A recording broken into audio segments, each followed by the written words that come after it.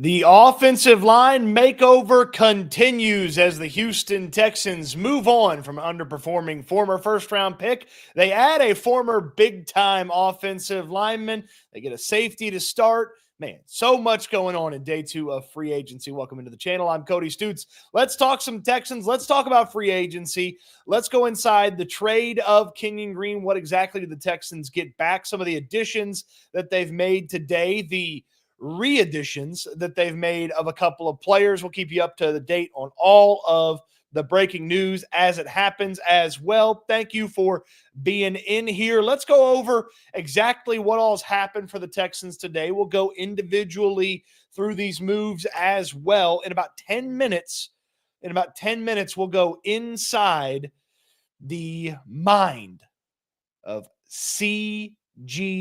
CJ, Chauncey Gardner Johnson, whatever is CJGJ.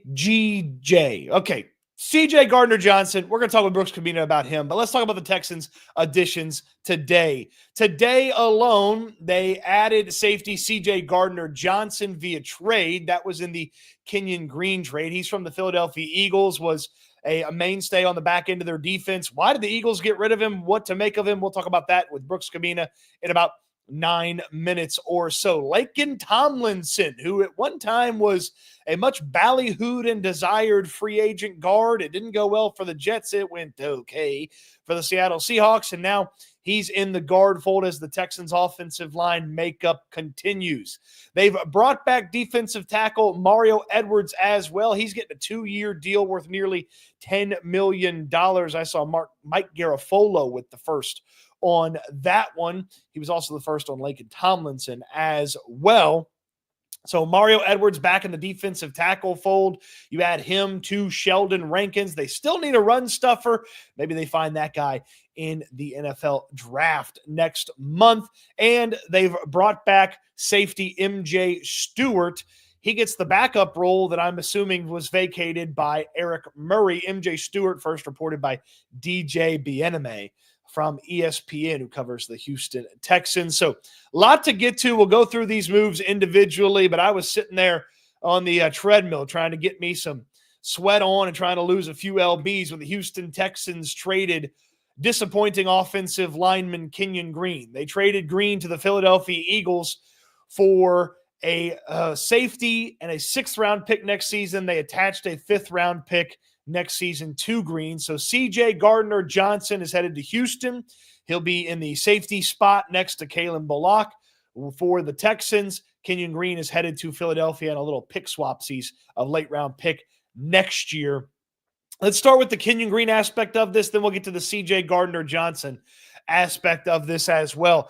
Kenyon Green was not going to work here for the Houston Texans. It was disappointing basically from the word go. He came in injured, played injured his rookie year. He wasn't very good. He didn't even play his second year because of more injuries. And then this past season, when he played, he turned out to be an unplayable member of the offensive line. I've said all offseason, Kenyon Green needed a change of scenery, and he gets a change of scenery to one of the best places you could send an offensive lineman for rehab, and that's Philadelphia. I have no idea if Kenyon Green is going to start for the Philadelphia Eagles, but I do know he's in good hands from a locker room perspective when you think about that offensive line, and they have one of the best offensive line coaches in the entire National Football League. What Kenyon Green does in Philadelphia doesn't matter to me because he wasn't capable of doing that in Houston. Nobody, even with the offensive line upheaval that we've seen with trading Laremy Tunsil yesterday, the release of Shaq Mason last week, and the trade of Kenyon Green, nobody wanted Kenyon Green to be starting on the offensive line. Nobody wanted him to go out there and protect CJ Stroud again. Nobody wanted that. So that offensive line upheaval, Kenyon Green was never a part of the plans. So I don't care if he goes to Philadelphia and turns out to be a really good player. Maybe that reflects poorly on the coaching that the Texans had for him. 2 different offensive line coaches, 2 different seasons where he played. Maybe that reflects poorly on the past for the Texans, but in no way, shape, or form was Kenyon Green a part of the future plans for the Houston Texans. He was not going to factor in to the 2025 season's offensive line. So you move on from him and you get something back in return. You attach a 5th-round pick, you get the 6th-round pick back, so it's a little move back there. But CJ Gardner-Johnson is a very, very good football player. His Pro Football Focus rankings last year amongst safeties, he was 5th in coverage grade, he was 3rd in interceptions, and he was 3rd in forced incompletions. He had 6 interceptions, 7 forced incompletions, and an 86.8 coverage grade last year at Pro Football Focus. This guy is a baller. Now, between the ears, is there a question mark there? Yes. Has he bounced around a little bit in his NFL career? Yes. But when he's dialed in, playing for a good defense and focused, which is what the Texans will get out of him, he is a heat-seeking missile. He is a weapon that DeMeco Ryans can use to help create chaos for opposing offenses. And you think about, my goodness, you think about this secondary with one of the best cornerbacks in football, one of the best young cornerbacks in football, one of the best young safeties in football, and now a certified baller at the other safety spot. This is one of the best secondaries in football, and you might have a good argument that it is the best secondary in football. You factor in the fact that they've got one of the best defensive line or one of the best edge duos, and this is going to be a really fun addition to the Houston Texans defense. Unless Brooks Cabina comes on here in a few minutes and tells me that Gardner-Johnson is some sort of head case that can't be trusted and can fly off the handle at any moment, I'm very excited for the addition of CJ Gardner-Johnson. It gives DeMeco Ryans a very, very tight secondary setup. I don't know exactly what this means for Jimmy Ward. I have to imagine this is probably not good news for Jimmy Ward, either here in this offseason.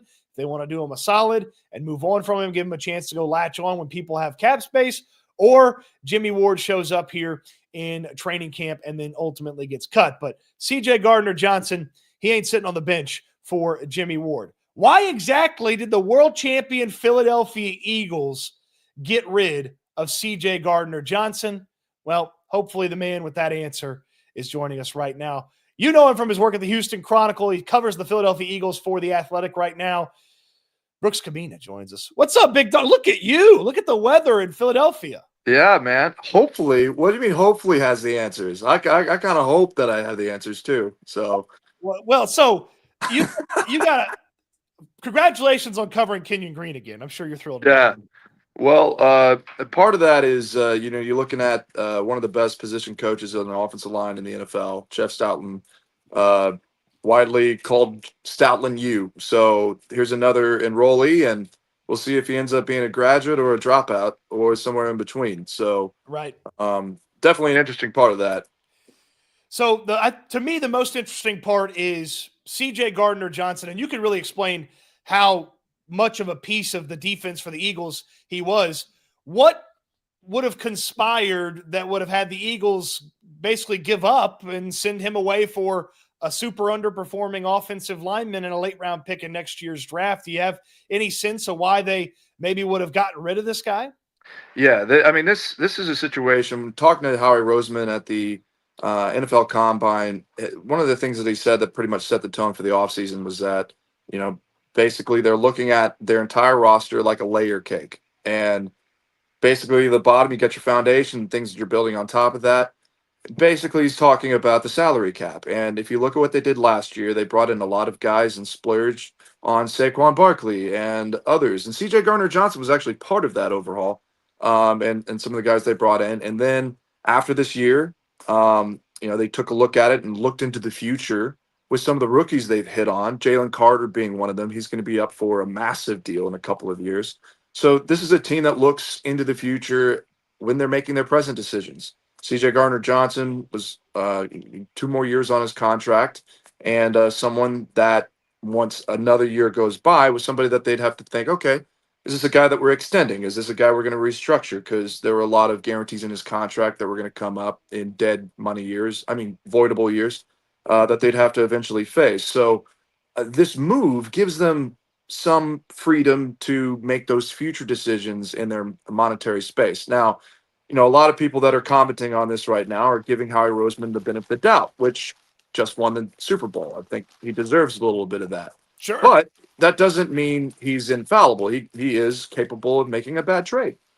This one comes with some fair questions. C.J. Gardner-Johnson came in at a time where the Eagles were simply bad in the secondary. In 2023, they gave up a ton of explosive plays, and Howie Roseman admitted that that was his mistake, that he had neglected a lot of things in the secondary, and that's why he brought in C.J. Gardner-Johnson, and he performed. He led the team with 6 interceptions on a defense that really had a large responsibility for winning the Super Bowl. So whenever you trade him away, that is a vacancy now. Who's going to start there? Well, in 2023, they drafted Sidney Brown in the 3rd round, and he performed pretty well as a rookie. He had a pick 6 against the Giants, and then suffered a season-ending ACL tear, and he was recovering all of last year with that. So they feel pretty high and confident about his opportunity to start and replacing CJ, but it's still not certain.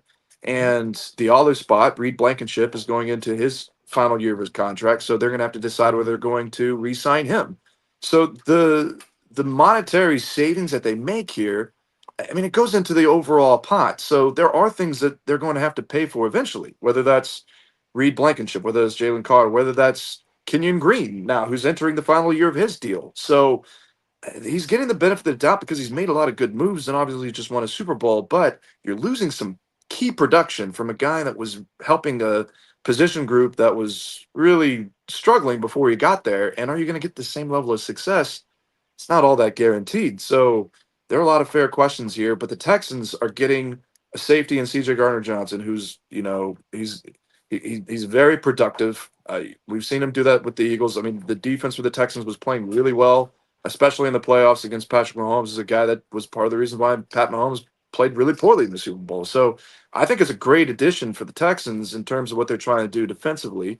And it really didn't cost them all that much because I would have been surprised to see them pick up Kenyon Green's 5th-year option based on his performance. And I know there was some bad luck with injury in 2023, but still, I think this works out really well for the Texans, what they need right now, and it didn't come at a very large price. So CJ Gardner-Johnson, I think maybe the perception of him from like a between the ears standpoint is that he's got a little bit more juice than some of the other players at that position. What can you say to kind of the I mean, we know what the player is. We see the production. What's the mentality? Oh no, I mean he's got a screw loose. Like he comes out on the field and he plays out of his mind. And the Eagles like that. I think there's a lot of conversation right now from Eagles fans wondering, like, they're looking for that because there's questions with this trade. They're like, there must be something else. Like he must have been a head case in the locker room. I don't think that was the case. This is something that the Eagles knew. They had him twice before. Well, once before, and then and then he went to Detroit, and then they brought him back. They knew his personality, and Howie Roseman and Nick Sirianni both said that they were missing some of the swagger that was missing whenever he left. So he brought that energy in a different way.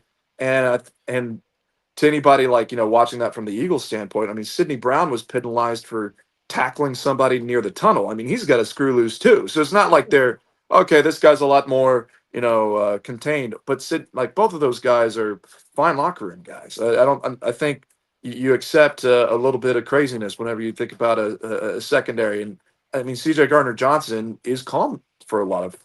I mean, I had a lot of there's a lot of normal quote unquote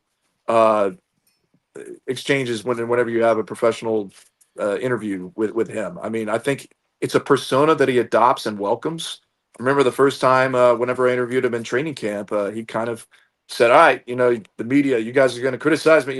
Kind of, I don't know, made us not enemy is a strong word, but he knew that his style of play and his for the lack of better term, like a guy that plays with a lot of maybe with a screw loose, maybe is kind of easy target, easy target, and was accepting that before and it even came out of our lips. So like he's going to go out there and be himself, playing within kind of the persona of a safety that he believes that he needs to be to get the production he's going to get on the field.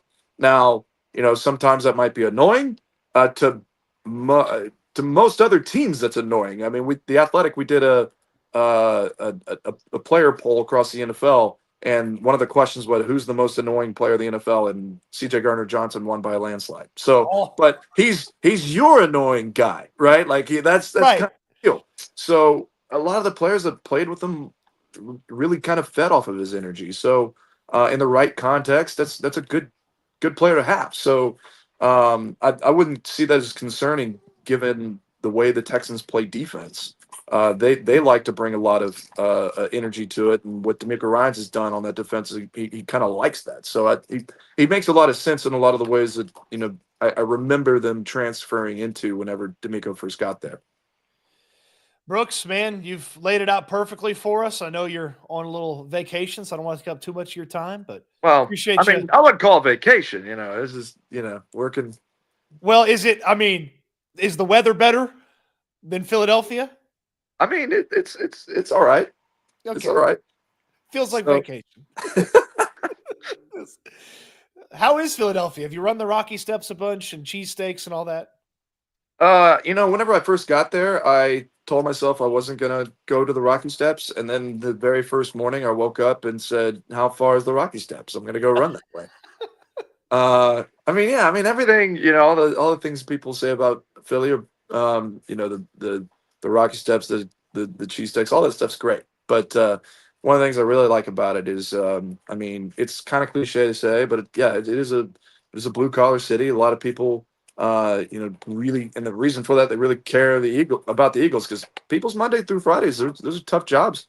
They're looking forward to something, and when the Eagles don't perform, they get angry. And Tough like I was looking forward to this all week. But a lot of it too is a very straightforward place. They value sincerity, and like you go to a bar or wherever else, and you can talk to whoever, and they come up to you, and you can end up knocking a few back with some people and having some pretty interesting conversations. So it's a pretty real place. I think for the folks that followed Brooks in Houston, he covers the Eagles now for the Athletic. If you've got an Athletic membership, I think it was one of your first stories that you posted, or you'd worked on it for a while after you first got there. I think it's one of the best things of writing that you've ever done. I really enjoyed that. So I encourage people to scroll through the archives. And by the way, Brooks has covered a championship team, so there's some good stuff from that run as well. Yeah. Well, I appreciate that. Yeah, that Jason Kelsey story was really that's what I spent my offseason doing last year, and got into some fun dive bar situations with a fun underground band, and really profiling a city that you've never really lived in before is really interesting. And I feel like that one definitely is one that I felt really special producing. So I appreciate you bringing that up, man. That one and Brazil too. You are the authority. You are the authority on NFL in Brazil. Yeah. Well, I think what's interesting is I don't think the Chargers have yet announced who they're playing. Is that right? In Brazil? It's not going to be the Texans. No? Okay. All right. Well, maybe another year. Maybe it'll be Eagles, Texans, in Australia. So. Well, yeah, my Lotta would love that. It would be great. The international games are really interesting. I think the NFL definitely is really flexing its muscles in a lot of these different countries that are ready for it, and I'm curious to see how far it eventually goes because, there's always talk about adding extra games, and if it ends up at week 18, 18 games, then how many of those are international? And not every player is all that excited about going either, not just because of the places, but because of the scheduling. And if you're playing multiple games across the international states, and you're also asking fans who are paying season tickets to give up a home game in some circumstances, so that's the take that I'm hearing about the Eagles, and whether they're going to continue to do that. I don't think it's going to be in a case where they have a home game giving up. I think it's more that they would accept that as an away. But definitely things the NFL is working out. But I think it's really fascinating whenever you get a chance to go to a place that's never hosted an NFL game before. And Brazilians, they got a big kick out of that, and they're not going to be done. Well, if by chance the Texans ever end up in Brazil, you'll be the authority for all the Texans fans to come to on where to go, what to eat, and all that kind of stuff. Oh, I got you. And when the Texans and Eagles inevitably make another trade down the road, we'll have you on again. Yeah, or pick up another linebacker or whoever else. Yeah, those guys love dealing with each other. Howie Roseman and Nick Caserio. You deal with who you know. Exactly. Work with who you like working with, I think is another thing they always do. It's kind of like why I'm on the hotline here, right? So, Yeah. There's other Eagles people I know, but I like you. Yeah, you might have gotten 5 times the value out of somebody else, but we got a relationship here. That sounds good. Brooks, thank you as always, man. All right, take care. Great stuff from Brooks Cabina. Covers the Eagles for The Athletic, and of course, used to cover the Houston Texans for the Houston Chronicle. Woo, he got me kind of fired up about CJ Gardner-Johnson, right? Like, plays with his hair on fire, kind of has the juice. And when you think about the secondary, Kamari kind of brings a little bit of juice, but it's mostly with the play style and then reaction. Seems like CJ Gardner-Johnson just kind of dials it up, gets it going from kickoff, from coin flip. So add that guy. He's that guy in the secondary. You got Azeez as that guy in the linebacker situation. You got Will Anderson as that guy on the line. Whew, man, Brooks got me excited about CJ Gardner-Johnson. Let's get caught up on some of these things, and let's go through some of the other moves that the Texans made today in addition to that trade of Kenyon Green to get CJ Gardner-Johnson. So the chat's telling me Bosa to San Fran, Joey Bosa to San Fran. I haven't seen that anywhere. So we'll check in on that. Big stories, big news. We'll get to that as well. We talked about this one. CJ Gardner-Johnson, I believe he's going to start at safety for the Texans. I don't know exactly when Jimmy Ward would be shown the door. I don't know if that is a offseason situation. I don't know if that is a situation for training camp, but I don't believe that Jimmy Ward is going to be on this team much longer. And if he is, then it's going to be only through a little bit of training camp. The Texans added an offensive lineman today. Mike Garafolo, the first I saw to report. Laken Tomlinson, a 1-year, just over $4 million deal, can get up to $5 million. Now, Tomlinson, a couple of years ago, was fantastic for San Francisco. 2021, he was awesome for the 49ers. He was awesome in 2020 for the 49ers. And then he signed a big fat free agency contract with the New York Jets, and it didn't go well. When I talk about the Jets and I want to know about the Jets, I asked my buddy Jake Asman about the Jets, and this was the review that Jake Asman gave me about Laken Tomlinson. He said, and I quote, "was one of the worst free agent signings in Jets history, a human turnstile." So that's not good. It didn't work out in New York for Laken Tomlinson, and the Pro Football Focus grades bear that out. Not great for the Jets for the couple of seasons. He had a little bit of a bounce back with the Seattle Seahawks this past year. Tomlinson's played a lot of football. He started a lot of football. I'm not going to say for sure that he is absolutely a starter for this team because, Nick Caserio and D'Amico Ryans have made it very clear time and time again. They've made it very clear that the best players are going to play. And if a rookie came in, played really well at guard, and wanted to play better than Laken Tomlinson in training camp, they'd probably start the rookie. $5 million, a commitment to him, that doesn't guarantee him a starting spot on this Houston Texans team. So Laken Tomlinson is the only guard that the Texans have signed so far. There's still guards out there to be had. There are still guards out there to be signed that would be worthwhile players. I do wonder what is going on with Kevin Zeitler, who was a key piece to the Detroit Lions offensive line last year. And last I looked, Zeitler hadn't signed anywhere. And so I do wonder what's going on with him, why he's not signed anywhere. The fact that he may be 36 years old coming up here in the next few I think it's the next few weeks. That's probably why he's hanging out there. There's some guys that are less old than him, like Brandon Sheriff, who's a few years younger, that played for Jacksonville last year. I'd be interested in Sheriff. Will Hernandez, coming off of an injury out of Arizona. Hernandez is younger than both those guys, not quite yet 30. And then there's a significant step down from after those guys, of guys that I'd be interested in seeing the Texans add. Tomlinson, he's on the roster. He'll have a shot. He'll have an opportunity.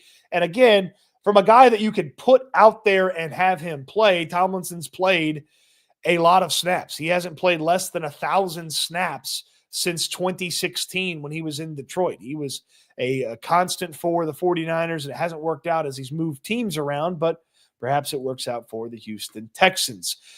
Tomlinson in training camp will try to block this guy. Mario Edwards is back for the Houston Texans. He gets a 2-year, $9.5 million deal to return to the Texans. Of course, Edwards had a really solid start to his year, played well in training camp, played well in the regular season, dominated the New England Patriots, just absolutely crushed the Patriots in that one, and then got suspended and came back from the suspension, had a little bit of juice to his game. The Texans bring back a guy that they know and they seemingly trust. So now the defensive line additions and defensive tackle additions, specifically Mario Edwards and Sheldon Rankins at defensive tackle to go along with Tommy Togiai, Kurt Heinisch, Tim Settle, and perhaps defensive tackles if the Texans decide to draft a defensive tackle in one of the deepest defensive tackle drafts in recent memory. I like Edwards. It's a solid signing. It's not expensive. It doesn't keep you from doing anything else. They know him. They trust him. And he sort of started to figure out how to play in this system that the Texans have. Matt Burke, the defensive coordinator, talked about it a ton. And he said, hey, we feel like Mario Edwards can really work in this system. And then he looked really good in training camp. I think we kind of know why he looked good in training camp, because the interior offensive line sucked. But then he looked good in the regular season a couple of different times and needed a little ramp-up period after the suspension to get going. But full season Mario Edwards, another year in this offense, staying put after he'd moved around quite a bit in his career up to this point. There's a lot to like here about that Mario Edwards signing, and another signing today.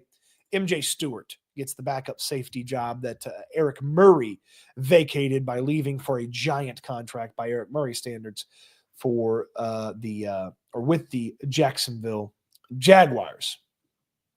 So checking the list here to make sure, or the social media here to make sure that nobody has signed of note. The 49ers released defensive end Leonard Floyd. Texans kind of set at defensive end from a depth perspective with Danico Autry and Derek Barnett and Darrell Taylor that they signed yesterday. Still got Dylan Horton on the team, so wouldn't expect them to be interested in Leonard Floyd. Even with the Laken Tomlinson addition here, the Texans still need some more guards. They still need some help on the offensive line. The transformation of this offensive line is far from complete. I got some super chats that I need to get to, so appreciate everybody for being patient. Some of those came in while Brooks was on. Alvarado Ruiz. So no wide receiver at 25 anymore. The GOAT of Texans talk, and he points at me. But when I do the point thing, it points at Alvarado. Maybe Alvarado's the GOAT. I think he's saying I'm the GOAT. I'm far from the GOAT, but, maybe one day. Maybe one day. Certainly something to work for. I would say wide receiver still in play if the guy that they really like is there.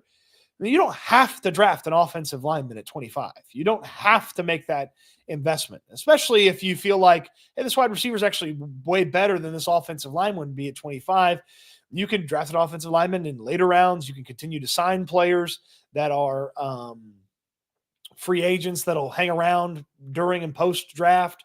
So you don't have to draft an offensive lineman. So if the right guy was there at 25, they might be interested in taking him. Team Player flies in with a super chat. I love the C.J. Gardner-Johnson move. Now we get rid of Jimmy Ward, given he can't stay healthy for a majority of the season. Yeah, Jimmy Ward, I would tell you, he's not here to be a backup. That's probably not what he signed up for. That's probably not what he contract extended for. And I have to imagine that they're going to give him his money bid farewell, and that contract extension was curious in the middle of the season last year. It will be even more curious when he doesn't even play a snap on that new contract that he got in the middle of last year. So I do believe this spells the end for Jimmy Ward for the Houston Texans. Team player, thank you for the super chat. John Cook weighs in on the super chat. Cody, watching you evolve into the consummate professional over the years has been a privilege, brother. Keep up the phenomenal work. John, thank you for the kind words. I was unaware that I had become a consummate professional, but I'm glad that you said such nice things. I appreciate you for the super chat, and I appreciate you for the kind words as well. Thank you, John. And then AJ Birmingham is a new member. Of course, memberships are open for the channel now. Your viewing experience doesn't change if you're not a member. I've had some people ask me about that.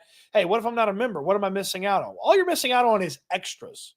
You're not missing out on anything. You're going to be able to watch all the videos. You're going to be able to comment. You're going to be able to commentate in the comment section. You're just getting extras, perks, as they're called here on YouTube. When you do sign up for a membership, you'll get the custom emojis that you've seen people use in the chat already. You'll get early access to some videos. There will be some member-only videos down the road, but that will be extra. I will create extra for the members. Again, you're not going to miss out on videos. You're not going to get less videos. You're not going to get less of me. Heck, you might even get more of me because I'll be on here more. So you're not going to lose out if you're not a member, but if you are a member, I certainly appreciate you for the support, whatever level that you sign up with. Remember, if you sign up at the top level, the Ring of Honor or Houston Football Ring of Honor, please send me an email and I will get you that subscription to Houston Football for every month that you are a member at that level. So get to some of the comments, the questions, the joys, concerns. We'll also be keeping an eye on to see if any of the deals that get signed affect the Houston Texans. This was one, I know this was a popular player that a lot of Texans fans wanted the Texans to go out there and get. Jonathan Allen got paid by the Minnesota Vikings. And the Vikings have had a phenomenal offseason in improving their lines, both offensive and defensive lines. So Allen got big money, $51 million over 3 years. And you see Mark Garafolo talking about the cash flow and all that kind of stuff. But that contract with Allen, we talked about him here on the channel. He was going to be expensive. He was going to be a heavy investment. And ultimately, the Texans were not comfortable making that level of investment on Jonathan Allen, and you see them make a little bit smaller investment with a guy like Mario Edwards and Sheldon Rankins, obviously, in the equation as well. So, and yes, the top guard in a lot of people's minds ended up with the Minnesota Vikings, and I'm pulling up that here in just a moment. But Will Fries did end up with the Minnesota Vikings. Trying to find his contract details. There we go. Will Fries, 5 years, $88 million. That checks in at $17.6 million on average annual value. We told you he wouldn't get 20, but we knew he was getting more than 15. We knew he was getting more than probably 16, and he checks in at over $17 million per year. This was a price for a player that is just very okay, by the way. Will Fries has had 5 great games in his career. And I would say great as a loose term. He's had 5 really good games in his career. Will Fries has been a very okay player for most of his career. And then he had 5 really good games this past year, broke his leg, and because he didn't play the rest of the year for a pretty crappy offense in the Indianapolis Colts, he kind of gets the benefit of the doubt that that's who he is and not all the work before him. So this was not a deal that I would have been interested in the Texans making. This is something that would cost you somebody down the road, somebody important, somebody on the team that is a key piece. Yes, it helps your offensive line, but can you find cheaper options that could quickly be as good as Will Fries is probably the question I would have. And then my last comment here about Fries would be,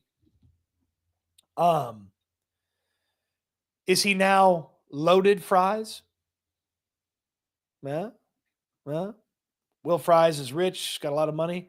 Is he now loaded Fries? Yeah. Yeah. So we'll see. Adam asked a question, what left tackle do you think we target? Well, the Texans have left tackle options on the roster. Titus Howard.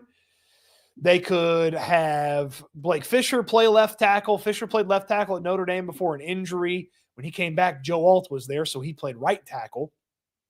Titus Howard could play left tackle. He played left tackle for a little minute here for the Texans a few years ago and did pretty well at the left tackle spot. There's not a lot of options out there at the tackle spot. I mean, Cam Robinson, who somebody said here, Chris O, Cam Robinson stinks.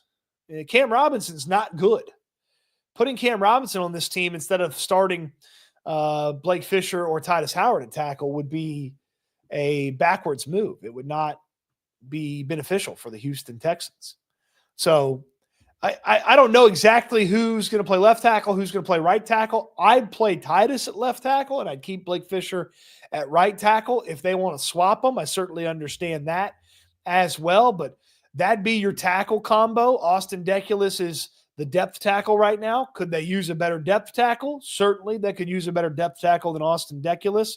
But that could be the tackle situation. And then if they had to play a game tomorrow, put Laken Tomlinson out there at guard, put Juice Scruggs out there at guard, put Patterson out there at center. And the big thing about this offensive line, the hope it is clear from the Texans is that the whole is worth more than the sum of the parts. And I wrote about this on Houston Football. The offensive line, since Laremy Tunsil's got here, has been one guy making sure he's trying to be an all-pro and four other guys trying to figure it out. The Texans hope that five guys trying to figure it out can raise what they do as an offensive line. And look, they don't have to be the best offensive line in football. They don't have to be the Detroit Lions. They don't have to be the Philadelphia Eagles. If the Texans are the 20th best offensive line in football next year, that's a vast improvement over what they were this past season. They would be a very dangerous offense if they had the 20th best offensive line in football. Anything more than that, and they'd be blowing people's doors off with what they can bring to the table with Nico Collins, Joe Mixon, and a better version of CJ Stroud. So this offensive line, they don't have to go from really bad, underperforming bottom five in the league to Philadelphia Eagles overnight. They've just got to get better. And how much worse can it get? Well, I suppose we could find out. I don't want to, but I suppose we could find out. But they were already pretty bad. They already had one of the highest pressure rates in all of football. They already allowed some of the most sacks in all of football. They already allowed some of the most pressures in all of football. Laremy Tunsil not being there. Yeah, could that be worse? Sure. Could they also be a little bit better as a unit? There's a chance. That's certainly what they're working on. DQ liked the loaded fries. H-Town Quan, Stoots stand-up comedy hour. Jack did not like that one. Is Dan Moore's agent Will Fries' agent? Good question, Sean. Good question. Where do we stand on cap? I like Texans cap, but I think you're talking about the Texans salary cap. I would think, check it in a little bit less than $10 million based off of a rough Texans cap projection and what they've spent today. Boy, you corny AF for that. Javi's unfollowing me for that joke. Juan doesn't think my stand-up comedy career is taking off anytime soon. I Must Pandeline says, if we can trade Kenyon Green for a starting safety, anybody can get traded. Yeah, I mean, I wouldn't be opposed to making some additional deals, especially if you sent, say, a defender out for an offensive player. Somebody need a safety? Jimmy Ward's nice and cheap.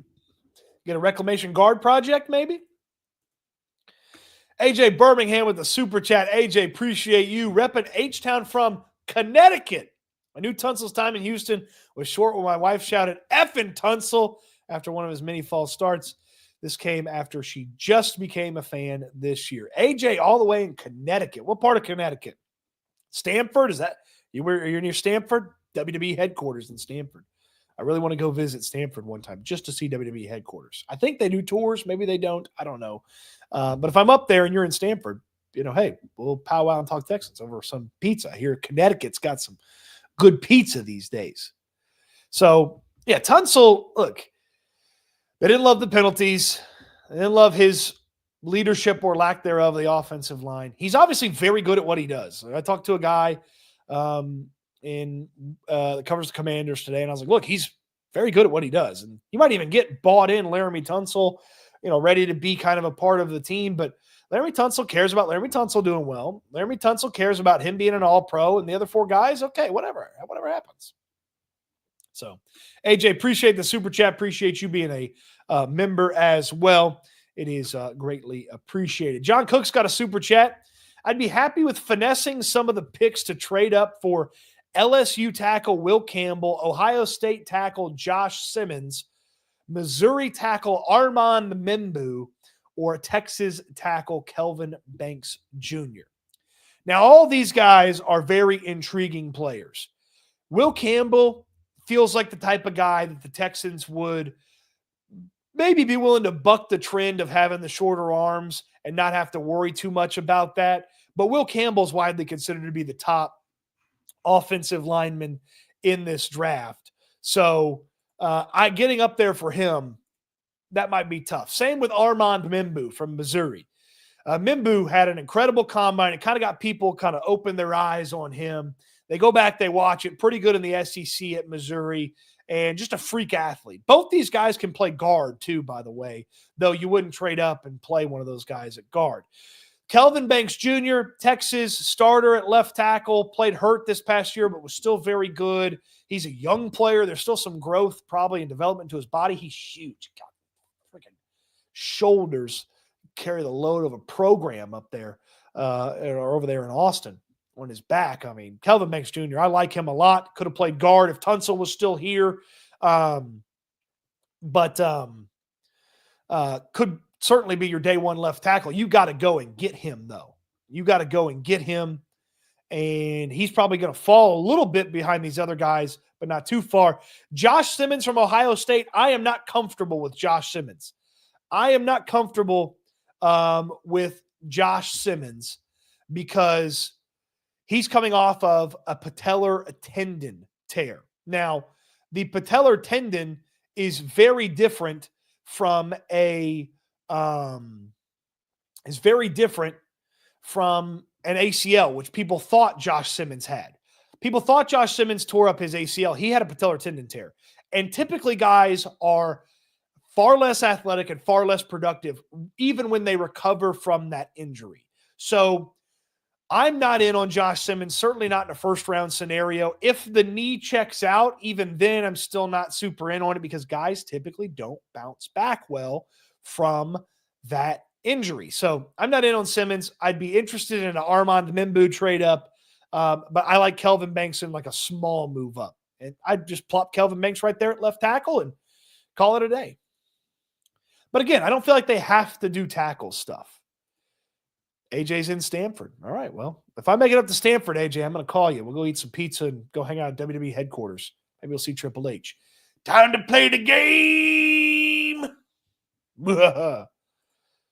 I Must Pandaline hits me with a, hey, Cody, check your DMs. Pressure rates for D linemen we have right now. Panda, thank you for the super chat. Thank you for the heads up on this. Nesta Graphics has this tweet here. It is the pressure rate for the defensive linemen that the Houston Texans have from last season's pressure rate. Daniil Hunter, tied for first in the league. Will Anderson, obviously we know he's very good.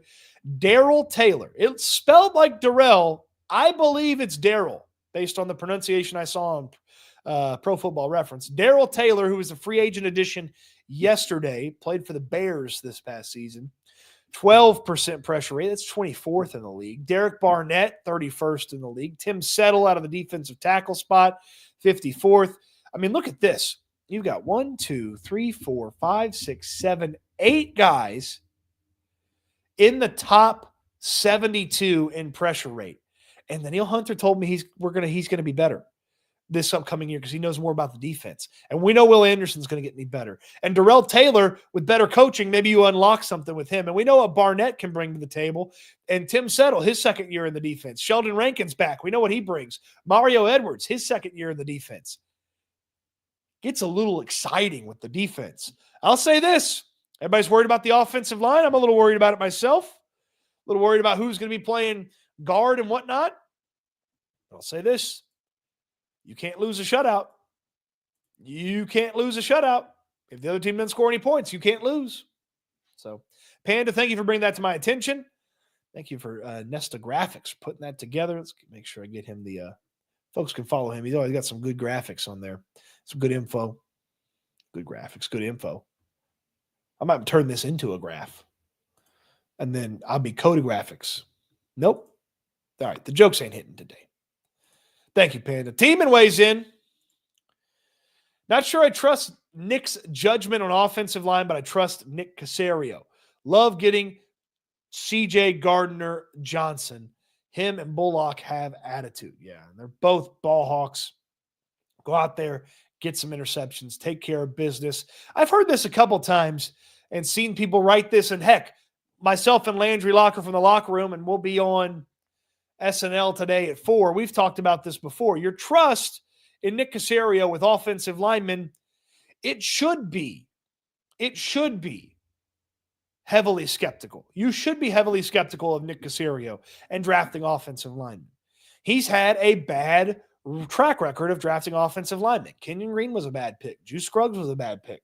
He paid Titus Howard too early. He paid Shaq Mason and wasn't ready for the Shaq Mason drop-off. Didn't have a pivot ready. His really only successful moves when it comes to the offensive line has been Jarrett Patterson late, and that's kind of really backstopping the failures of Juice Scruggs up to this point, and George Fanton free agency. That's kind of been it for Nick Caserio. So I know Nick Caserio has struggled as a general manager in the draft, drafting offensive linemen, specifically interior offensive linemen, but you can't just stop drafting offensive linemen. You can't just stop drafting guards because the general manager's missed on some previous guards. You can't just stop drafting centers because the general manager's missed on some centers previously. You got to keep going. You're going to have to keep going down all the avenues to fix and help this offensive line. So you got to continue to throw stuff at the wall until it sticks. Hopefully Cole Popovich with a little bit more voice could help with the analysis and understanding of these offensive line projects. Hopefully Nick Caley can weigh in on that. Hopefully some of the eyes and ears that they have in that offensive room can help them get better at drafting offensive linemen. They're going to need to draft some offensive linemen. Nick Caserio is going to have to turn in a pick for an offensive lineman, and we're going to have to be skeptical about it. But just because we're skeptical about it doesn't mean that it can't ultimately end up working out. So, Teeman, appreciate the super chat. Appreciate you weighing in. You're a very loyal supporter of the channel. Appreciate everybody for hopping in here. Lunchtime Texans. We'll have the 4 o'clock SNL for you. Lots to talk about there. Of course, if any moves happen, we will chit-chat and talk about that. Nothing big happening here. There's still some guards out there. The Texans guard edition today, Laken Tomlinson. Of course, they also traded for CJ Gardner-Johnson, brought back Mario Edwards. Are we going with Mario or Mario? I don't know. We'll ask him. And then MJ Stewart. MJ Stewart's no longer TBD. I believe Aaron Wilson said that is a 1-year, $3 million. I believe that's what Aaron Wilson said. If that's not what he said, please correct me and help me out on that. But I think that's what Aaron Wilson said was the money for, less than the $3 million he made last year. Okay, so less than the $3 million.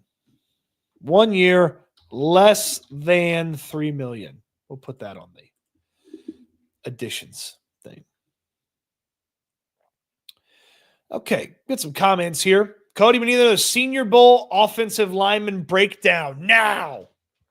Yeah, some of those Senior Bowl guys we've talked about, and some of those other ones. Jonah Savanaia at the Senior Bowl looked good. Josh Connerly's getting crushed for what happened against Mike Green, but Connerly, who was a tackle at Oregon, he had a couple of nice moments inside. Obviously, Gray Zabel was the dude. Gray Zabel was the dude at the Senior Bowl, the North Dakota State offensive lineman.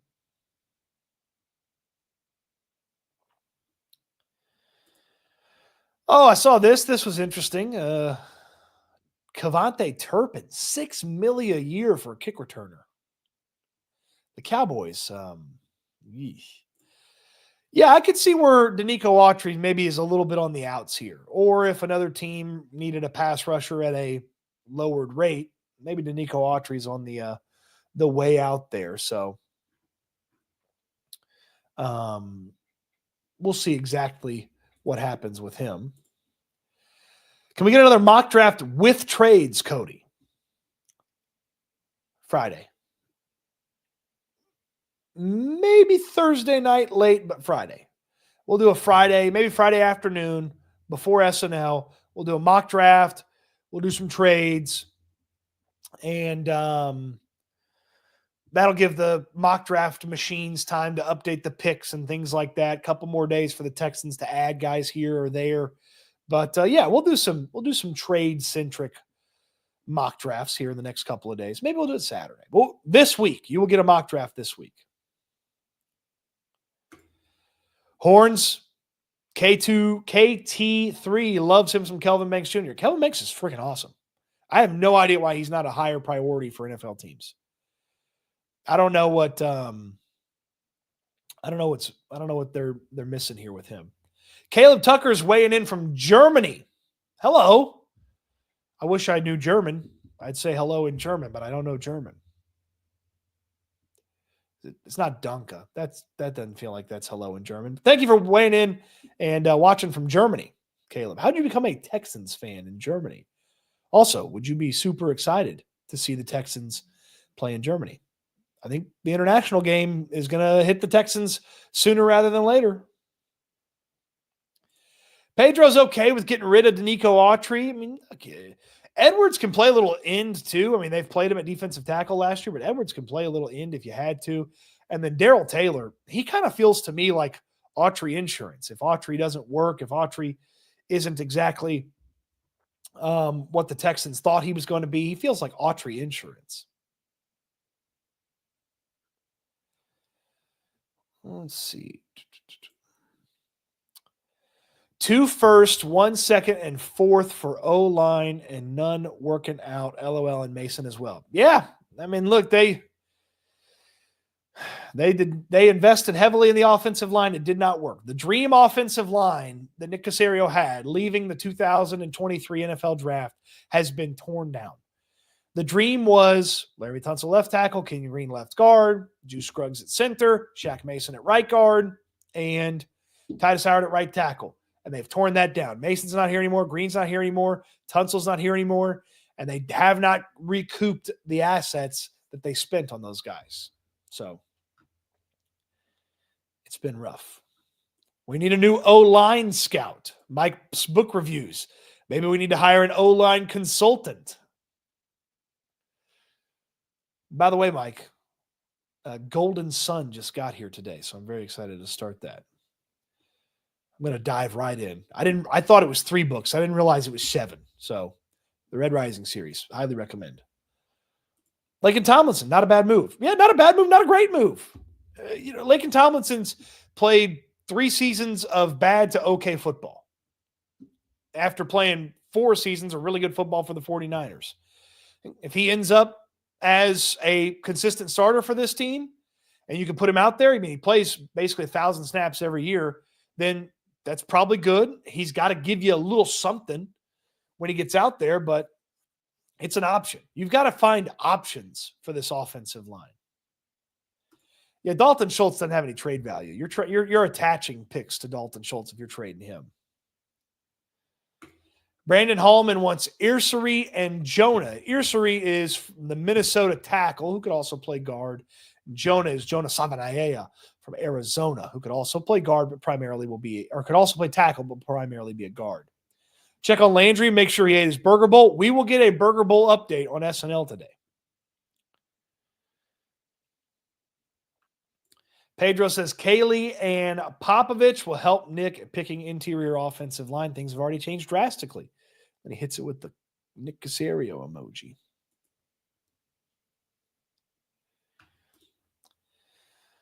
Flyboy De Niro. I know it's not a need, but would love to pick up Kyle Juszczyk. Juice is what they call him out there in San Fran. He's not been that good the past couple of years for San Fran. I don't know if the Texans are going to use a fullback or not. They've got a fullback option on their roster, kind of, in British Brooks. I believe, do they still have officially the fullback who got hurt a couple of years ago? Why do I keep wanting to say Troy? I know that's not his name. Is it free? It's not Freeman. What's his name? I guess he's not on the roster anymore. Okay, so they don't technically have a fullback on the roster. British Brooks is still technically listed as a running back. He's not a running back. They didn't use him as a running back. He didn't get running back opportunities. I'm not in love with adding a fullback. If it's for the minimum, sure, this guy's used to be one of the most talented fullbacks in football, but not anymore. He used to get any comp picks from Grenard, Cashman. Probably not, because they spent on Aziz Al-Shire and Daniil Hunter. So spent too much to get comp picks for guys leaving. Cody, what do you think about Anthony Belton out of North Carolina State as a day 3 pick? Belton is a favorite of the NFL Stock Exchange guys, and they liked him as a late day 2 pick, actually. So got to dig in a little bit more to him, but there should be some guys throughout the course of day 2 and maybe even into the early part of day 3 that could help the Texans if you didn't want to use that first round pick on the Texans. How about Mike's book reviews? Per 33rd team, every safety that has more pass breakups than CJ Gardner-Johnson since 2020. Jesse Bates. That's it. Bates is very good. CJ Gardner-Johnson has been very good. Very good. Baylor Bear wants a Wednesday mock draft. Oh, here. Sorry, I'm late to the hello in German. The folks filled me in here. Jerry's another German here. Good to see you, Jerry.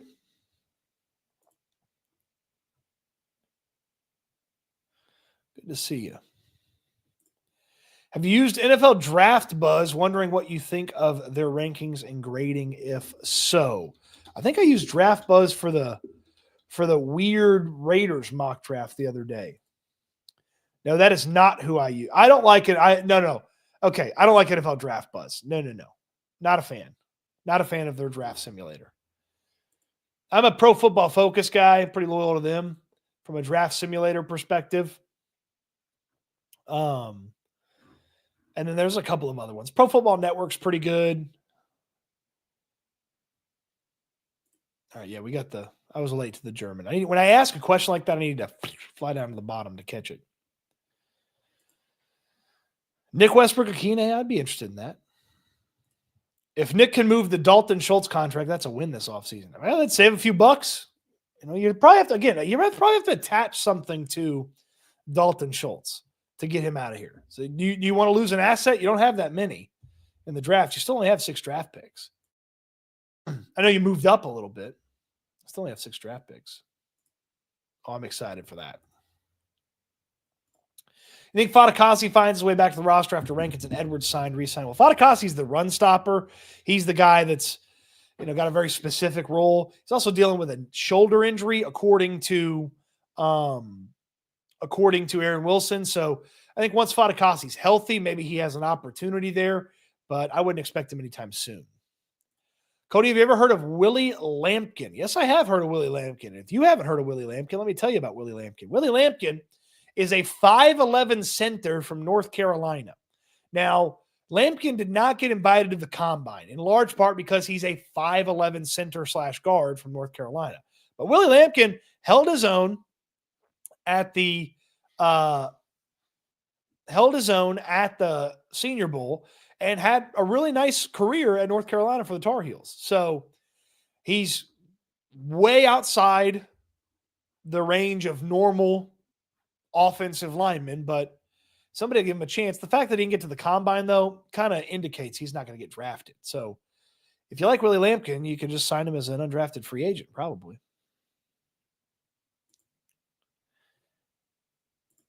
Dightology asks, since the Steelers got DK Metcalf, does that move Emeka Egbuka down? Yes, it does. Yes, it does. It does move them past the Steelers at the very least. Still feel like the Chargers are a threat for him, but it does get him past the Steelers. Dightology, you're correct about that. What about Amari Cooper? No, thank you. Just no interest in Amari Cooper. Just not good anymore.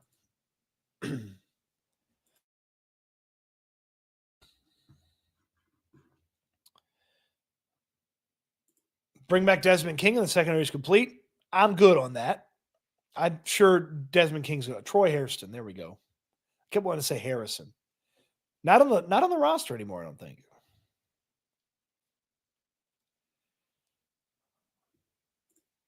Is there still a chance of signing Zeitler or Jenkins? I mean, as long as they're out there, there's a chance that they can sign them. I mean, it's worth noting a couple of years ago, the Texans got Dalton Schultz on a bargain because the market didn't speak to him the right way. And because of that, they got him for a 1-year deal as a bargain. Maybe that's what the market is speaking. Maybe the market's speaking to Tevin Jenkins, who I'm not a huge fan of, Will Hernandez, Kevin Zeitler, Brandon Sheriff. Maybe the market's speaking to him, but there's nothing there for him. So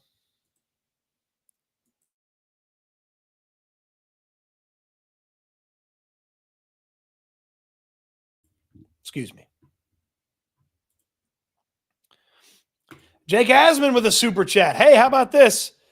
I'm seeing Journey at the Houston Rodeo on Friday with Cody and Laken Tomlinson. I can't confirm that Laken Tomlinson is going to be there. Can't wait to see Don't Stop Believing. Roll the Joe Mixon. Oh, Jake. It'll be good to see you. Saw Jake a couple weeks ago at the Combine. Good to see him at the rodeo. Be ready to stuff your face with fried foods and the finest delicacies that the Houston Livestock Show and Rodeo can deliver. So, Jake, it'll be good to see you this weekend. Thank you for the super chat. Thank you to Jesse F. for 5 memberships gifted. Jesse F. had a generational run yesterday. Very generous. Very felt like Donald Trump there. Very great supporter. This Jesse F. guy, great supporter of the channel. Wonderful supporter. Some say the best supporter of the channel. Some say that. Okay, Jesse F., fantastic support.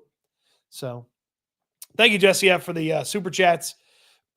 And yesterday, the memberships gifted yesterday, and the memberships gifted today as well. Space City Ballers with a super chat. Wheelhouse over SNL. I'm sorry, Cody. They're very different. The Wheelhouse radio program, talking about everything. Brad Kellner's involved.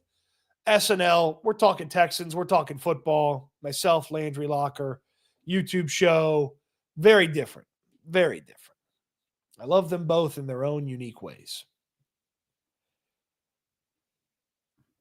Let's see here. Yeah, British Brooks hanging around. Hanging around. Yeah, Troy Hairston was who I was thinking of. Should have added Schultz to the Tunsil trade as a freebie. A little throw in, if you will.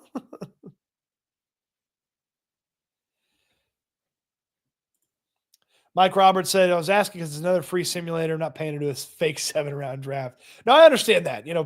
Pro Football Focus, they put that behind the paywall a couple of years ago. Understand it. Mike is impressed with my increased reading taste. First Stephen King, now Pierce Brown. About time Cody had some taste. Yeah, I moved on from the zoo books. Why would we take the dead money from releasing Fatukasi? His cap number couldn't have been much more than $2 million in dead cap. Fatukasi had void years on his contract. It was always a 1-year commitment for Fatukasi, so the void years pop up there. It's minimal. It's not something huge. And you don't re-sign him because he wasn't healthy. If Alex Earl is our Taylor Swift, does that mean Braxton Berrios will be a top 5 wide receiver? A top 5 on the Texans, maybe. You think they'll trade for a wide receiver?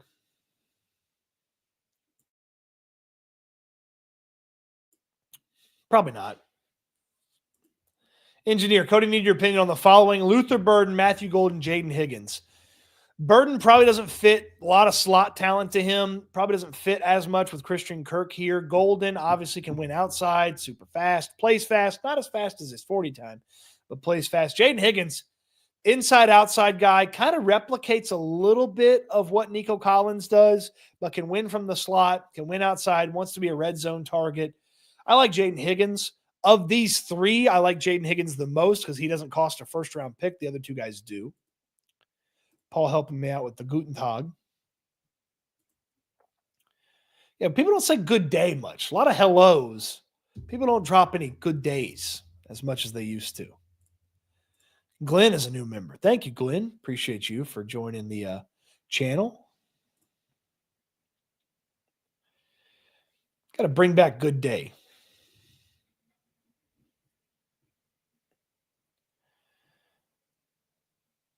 Let's see here. Cody going to be putting down some beers at the rodeo. Friday, definitely going to be some beverages consumed at the rodeo, at the Journey concert. Me, the generational aspects of the Journey fan base that includes olds, youngs, and everyone in between, going to be some beveraginos.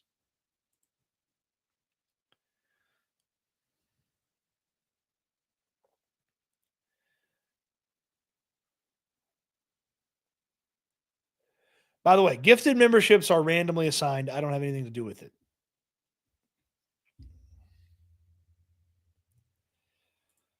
Cody, we need to get J.A. on to talk about the madness that is the Jets offseason. Jake does a fantastic job on his channel breaking down the madness. I texted him for the Lake and Tomlinson scoop. It wasn't good. Not with the time with his Jets, it seems. I'm still, I thought I talked about it last summer, but I think this summer a one-off wheelhouse would be fun if Mr. Asman and Mr. Kellner are involved and want to do it.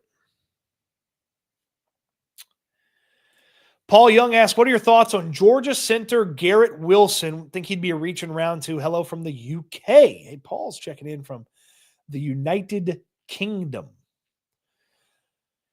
He'd probably be a reach in year 2. In round 2. Probably a reach in round 2. I would say round 3. Round 3 probably is where I'd be most comfortable with Jared Wilson. I don't know if they want a center, though. They've got 2 on the roster. Make it work with Scruggs and Jarrett Patterson. Invest in a guard. Cody, do you like Kentucky defensive tackle Deion Walker later in the draft? You got to see him up close to the Senior Bowl. I do not like Walker. He's a humongous individual. He is huge. But he plays really high and wasn't dominant at Kentucky. You want guys like him to just be dominant. He wasn't dominant. He wasn't dominant at the Senior Bowl. Wasn't even one of the best defensive linemen at the Senior Bowl. So I'm not a huge Walker fan. Obviously, he's sort of a mountain of clay that you can mold if you're D'Amico Ryans, but not a huge fan. Not a huge fan.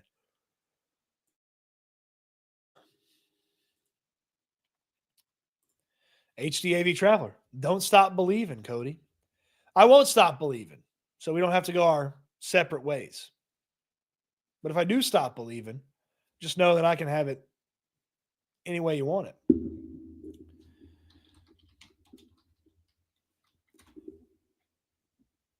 But if I do stop believing, you got to welcome me back in open arms.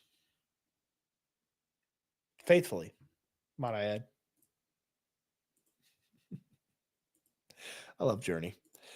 Jesse F. with another 5 memberships. Another 5 great memberships. Great, fantastic memberships. I noticed how good the memberships were.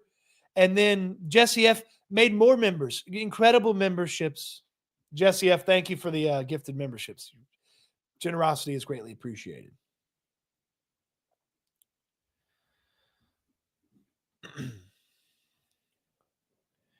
You think they go after Zeitler? I wonder if the price is too high. So I wonder if the price is too high now and maybe they're waiting for the price to come down. He made $6 million last year. Zeitler is Kevin Zeitler from the Detroit Lions. $6 million last year for the Lions, played right guard for them. Free agent this year. If he's asking for like 13, 14 million, they can't do that. So, but if the price came down, they'd be interested. He fits a need that they have, especially if you think about the fact that Tomlinson and his addition earlier today, Laken Tomlinson, played most recently for the Seattle Seahawks. When you think about Tomlinson's addition and the fact that he played left guard, Zeitler played right guard, it would make a little sense.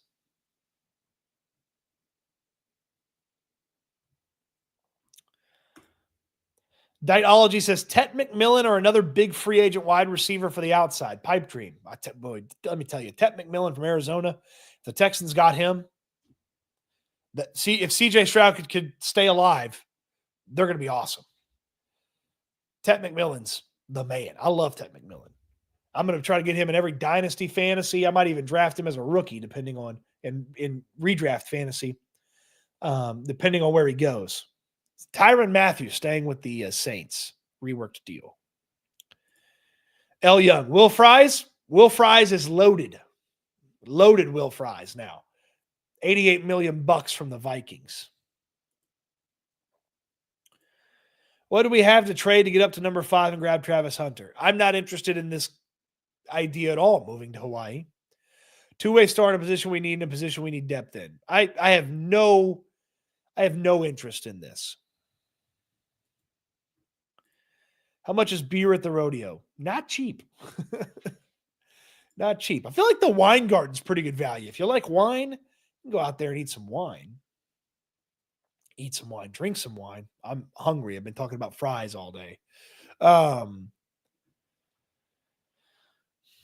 yeah, I'm not interested in Travis Hunter in any scenario. How much cap room is left? Based on the additions, less than $10 million, right? Texans cap will have sort of a rough estimate when he tweets it out. I'll let you know. Cody, will you please review exotic jerky from the rodeo and include vendor contact information?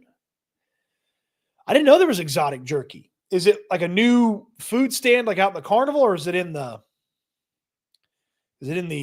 arena? I'll review. I got some stuff to start reviewing out there at the rodeo. You think Jared Wayne's going to take a leap? Do you think Jared Wayne is going to take a leap? No.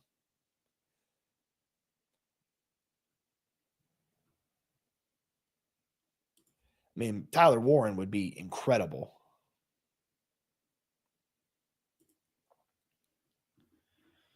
Not going to happen, though.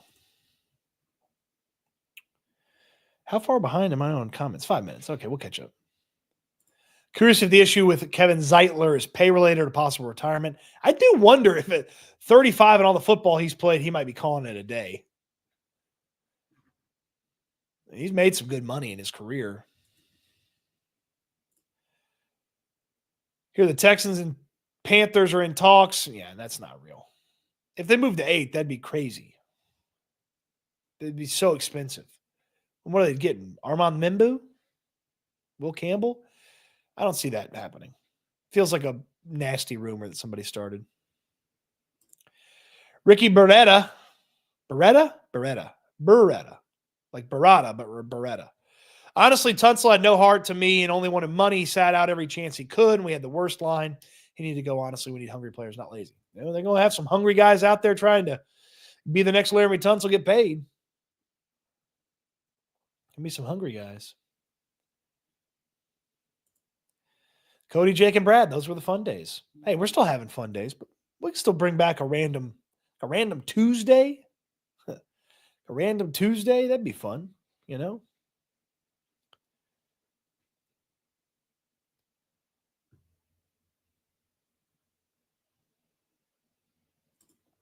Hope you guys stay at the rodeo until the lights go down in the city. Mike's book reviews. Jake Hasman made it. He's a member. He's a Stootsaholic channel member, baby. I can't steal the Stootsaholics from you. I can't steal the Stootsaholics from you. You got the Asmaniacs. I can't steal that from you. Appreciate you, buddy. First beer's on me Friday. Interior line, NFL prices, the new egg prices. I'm so glad you said this. I wrote this in on Houston Football this morning. So the price for interior offensive linemen is basically the same price as eggs. Way too expensive. Gas is down, though. I saw a tweet that gas is down.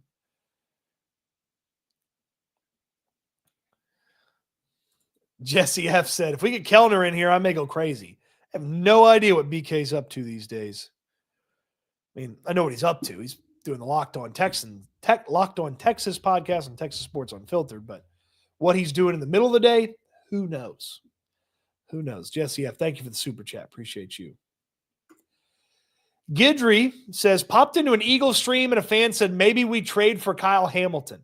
Eagles fans, a little spoiled. Win one championship, a little spoiled.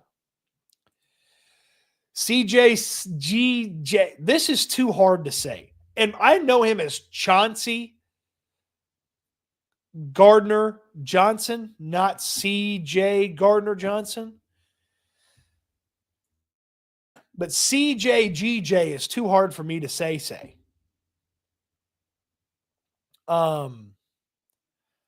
Seems happy to be in Houston.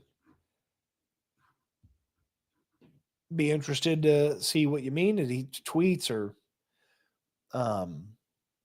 Instagram or something? Send that along, DQ. DQ.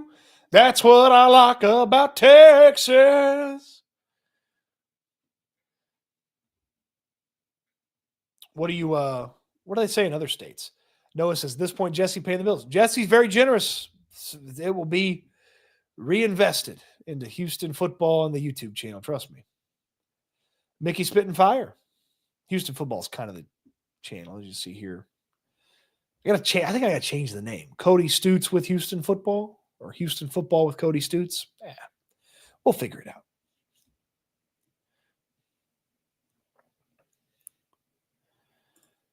Lakin is making backup money. He's vet depth. Yeah, he might start. He might be a backup. It'd be tough to. I mean, today he looks like a starter because they're not done adding. Today he looks like a starter. That, of course, if anybody's wondering, is Lakin Tomlinson, former Lions, 49ers, Jets, and Seahawks offensive lineman that the Texans signed today. A little less than $5 million. Where's Ted projected to go? Hard to say exactly. I'd be shocked if he gets past Dallas. And there's Gonzo. I always see him going to Dallas at 12. In reports say the Texans called other teams about Tunsil and they could have had but decided not to. More? Could have had more? I don't know. Sorry, Mike.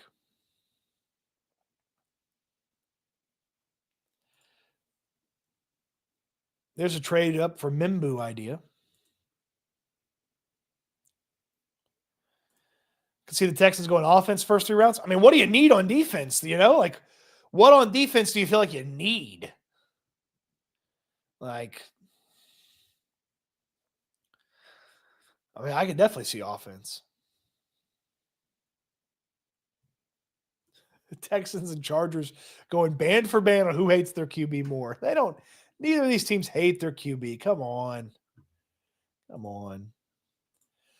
Marky Mark, who has the best fries? I'm going Popeyes, Cajun fries, or Five Guys. I do love me a little Popeyes. I guess we're going fast food or walk up to the counter and order. I mean, a fresh McDonald's is obviously the best. I learned this trick from the late Ken Hoffman. If you order no salt on your fries, they got to make your fries fresh at McDonald's. Because when they come out of the fryer, they salt them. So if you order them with no salt, they make your fries fresh. They hand you the fresh fries, and then you ask for some salt. And then you salt them yourself. And you got fresh McDonald's fries. Don't do it when they're busy. You're a jerk if you do it when they're busy. But a fresh thing of McDonald's fries, tough to beat. I like Lazy Dog's Cajun fries. That's a chain restaurant. And then in Houston, local spot, you're going to say, that place has great fries? I love what my guy Rafi at Kraft Pita does with his French fries. They are the perfect size. They're perfectly cooked every time. Puts a little za'atar seasoning on them. He's got all these different dips and sauces that you put the fries in. God, I love Kraft Pita French fries. So, Marky Mark, I don't think you're in Houston, so you don't have Kraft Pita, but check out Lazy Dog's Cajun fries. I think they just toss them in tahini, but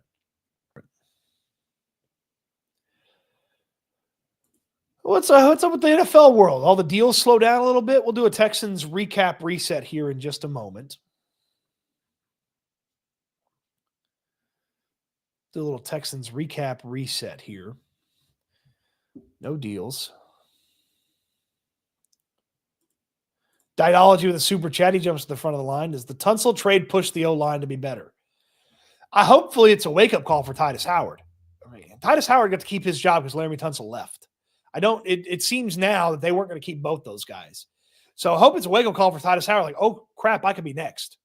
And Titus Howard gets in the best shape of his life and puts in the most effort and kicks ass. That'd be awesome. Like, there exists a possibility that Titus Howard turns into a really nice player. A lot of that's on Titus Howard, though.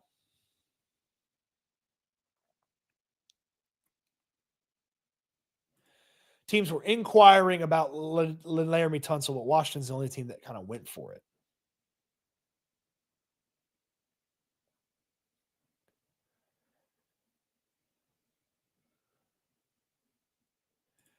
Say CJGJ really fast 5 times. CJGJ, CJGJ, CJGJ, CJGJ, CJGJ, CJGJ. How do I do? I think I did okay on that, actually.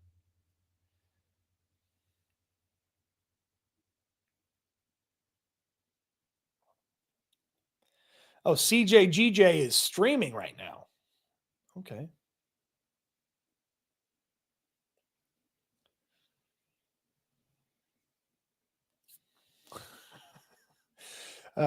BK did used to say media and indeed stadium when he would talk about the media and stadiums.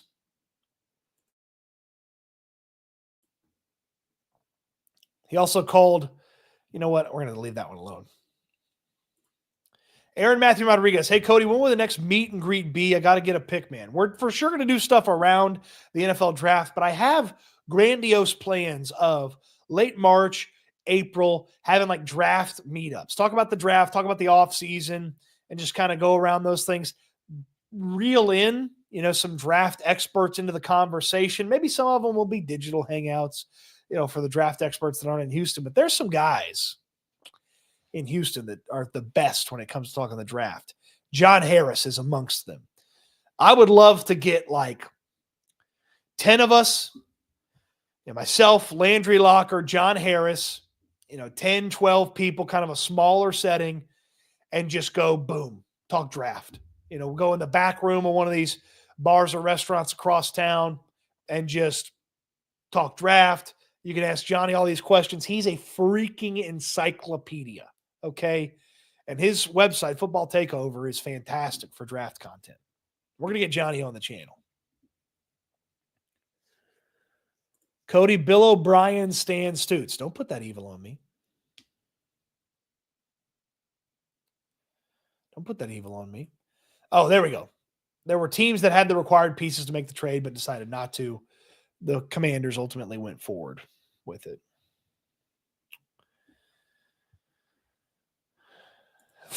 Freddie sucks with them fries go crazy. Jack in the Box curly fries, my guy. I think we were talking specifically about straight fries, but if we're going curlies, Arby's.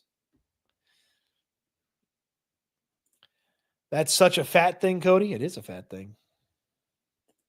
They just throw them back in the fryer, get the salt off. Yeah, but they're crispy.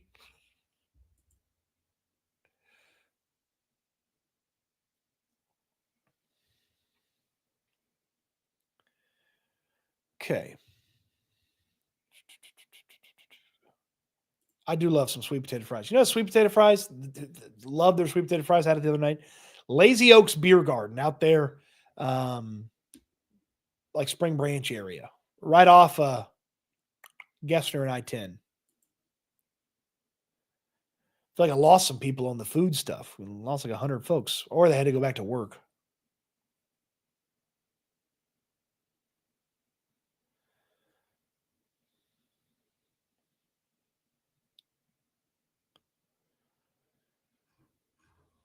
Easter, we can do the prayer when we all get together. No, thank you.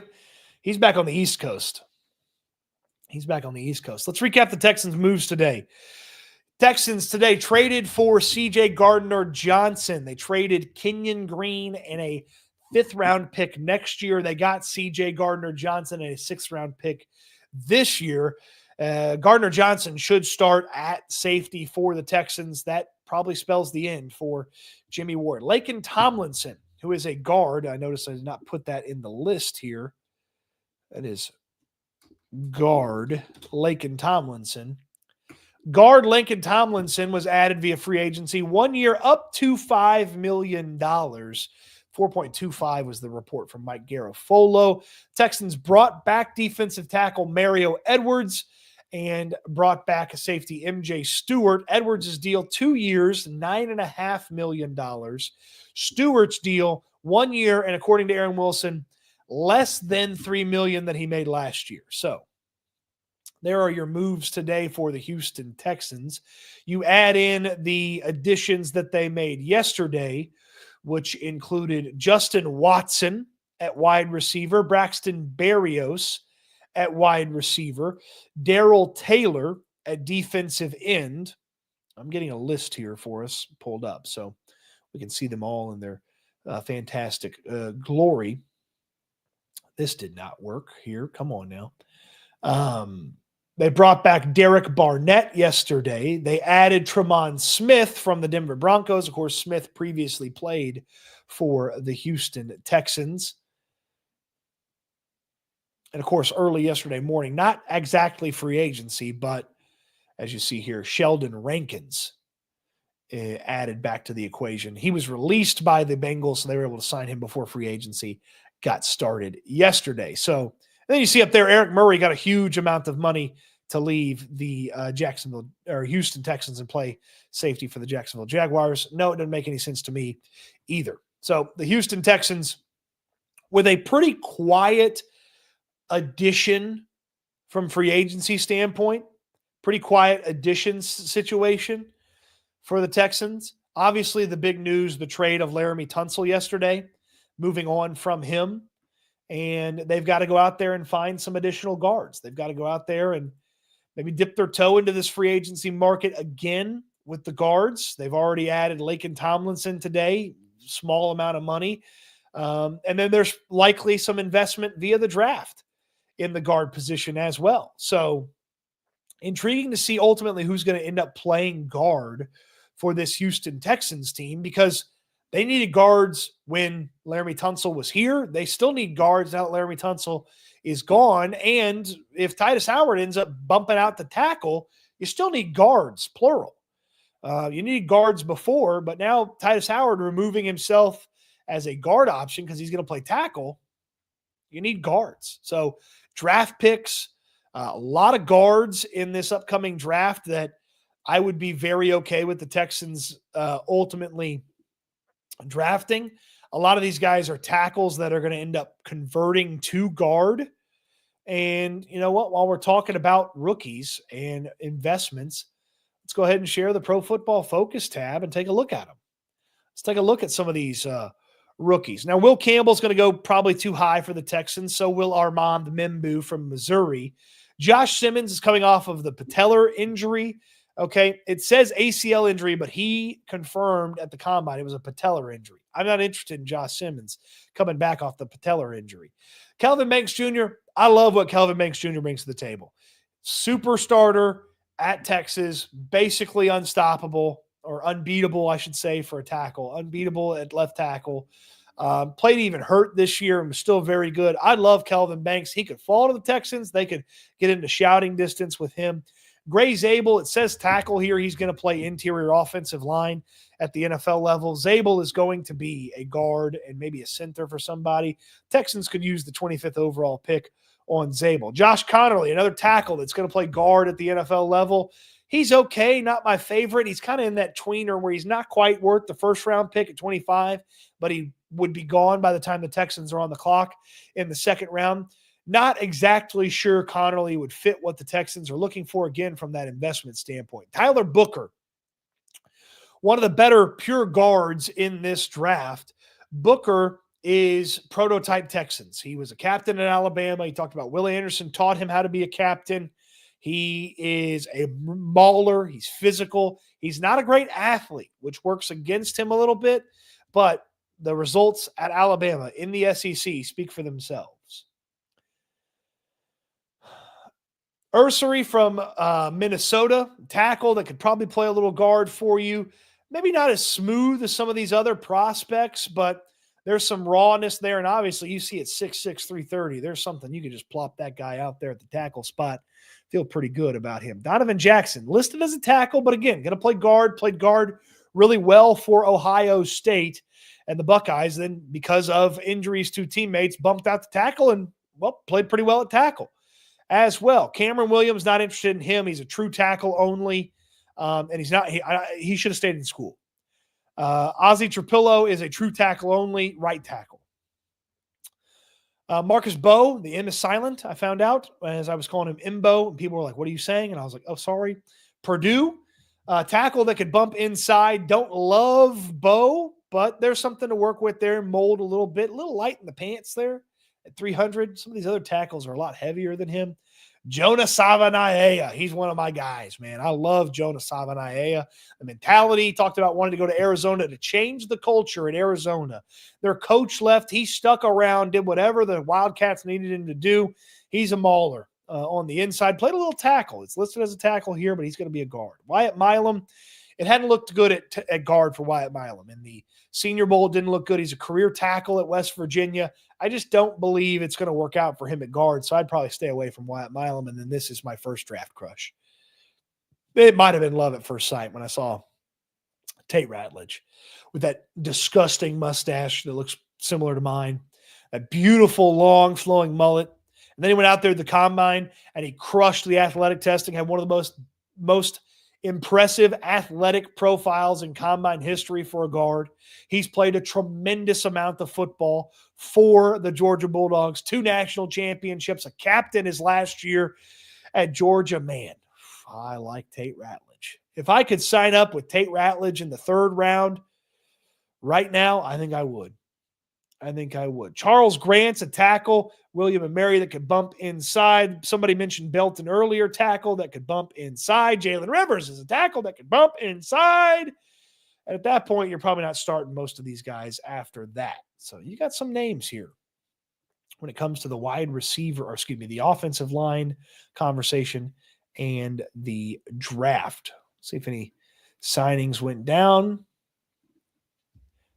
Ravens brought back their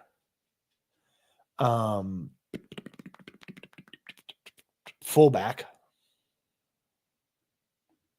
Cool. Was hoping he'd score a touchdown at some point. Jonathan Alexander's getting roasted for this, and let's have some fun with it. We'll get to JA in a second, but I'll get to your comments. Let's see here. Leisterby. Kyle would still like Kevin Zeitler. Before yesterday, I thought the chances were higher. Caserio would trade out of the first round. Now with all this ammo, I'm feeling like a trade up. Someone starts to slip. Yeah, if Kelvin Banks Jr. from Texas slips a little bit, I'd go get him.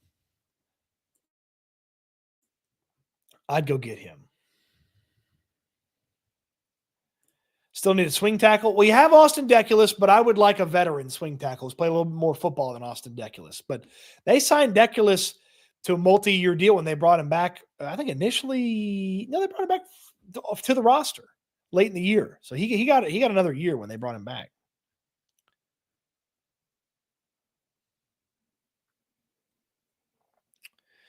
Any chance we double up and get Banks and Zabel? I just don't know that you're going to have the opportunity to get both those guys. Zabel should go at the back end of the first round, and then if Banks falls to you, you're trading up to get Zabel as well. I mean, you'd solidify the crap out of the offensive line. I like both those guys, but yeah, I don't see how you can end up with both of them. Cedric says, I have a weird feeling they're going to trade up for Tetero McMillan or T-Mac or Tet McMillan from Arizona, the wide receiver. I think all those draft picks have now, they'll trade up in the draft. I mean, if they like a guy, sure. I would tell you I'd like to continue to give Nick Caserio ammunition there on day 2.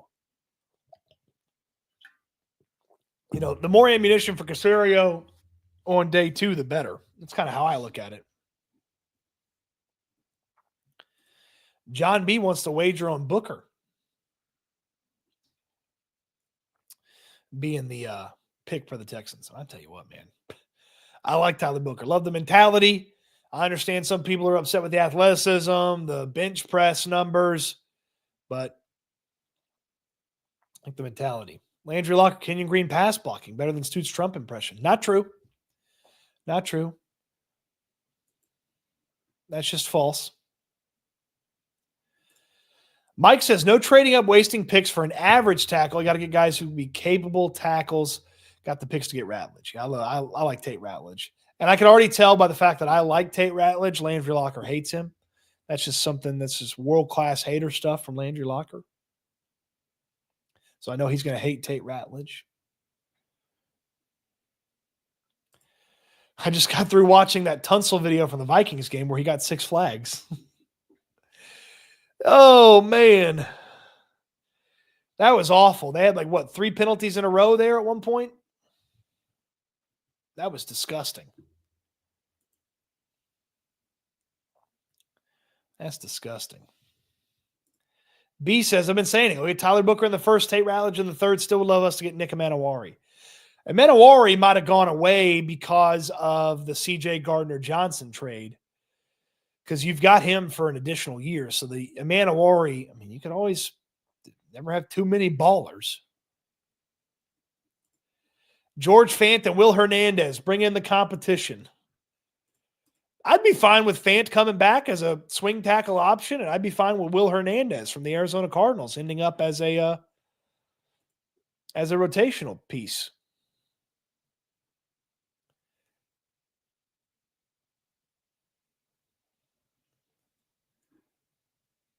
It seems like, according to Pro Football Rumors, the Texans didn't even really check in on Fries. Or maybe they checked in early and the price got too expensive. Is Jake Majors any good? He'd be a solid center late in the draft. He can do a lot worse than Majors late in the draft.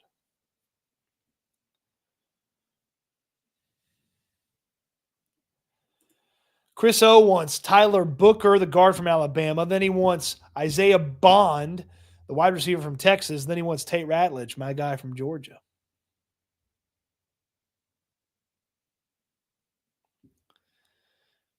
Be good. Okay, let's have some fun here with Jonathan Alexander. Jonathan Alexander covers the Texans for the Houston Chronicle.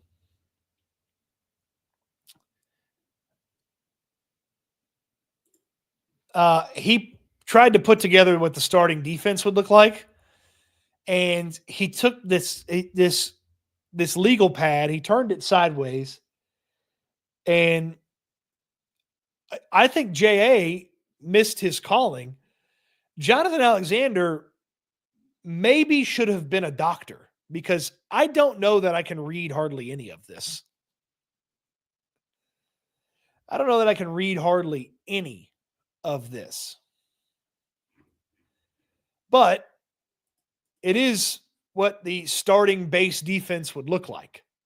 Kalen Bullock and C.J. Gardner-Johnson at safety, Kamari Lassiter, Derek Stingley at cornerback, Henry To'oTo'o or Christian Harris next to Azeez Al-Shire. I guess this wouldn't be the base defense. This would be their nickel. Jalen Petrie at nickel, Daniil Hunter and Will Anderson on the edges, Mario Edwards and Sheldon Rankins in the middle. It looks like Sheldon Pankins. It also looks like Iole Anderson, Derex, Stingley Jr., Charis. He actually nailed Henry To'oTo'o, surprisingly.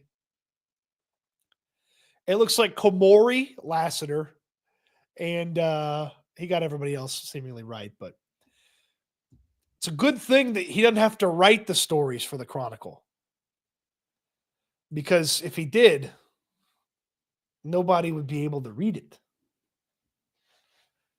Nobody would be able to. Derex Stingley was my favorite one, probably. Sheldon Pankins is pretty good, too. Sheldon Pankins. Okay. Nobody making any huge moves here. Day 2 of free agency. Ended like 5 o'clock, 6 o'clock. Day 2 last year was when they got Daniil Hunter. The end of day 2 last year. Let's check out the free agent guards here. Show that for the folks. Take a look at those guards. Oh, I do want to talk about the Daniel Jones thing. That's a great call, Mike.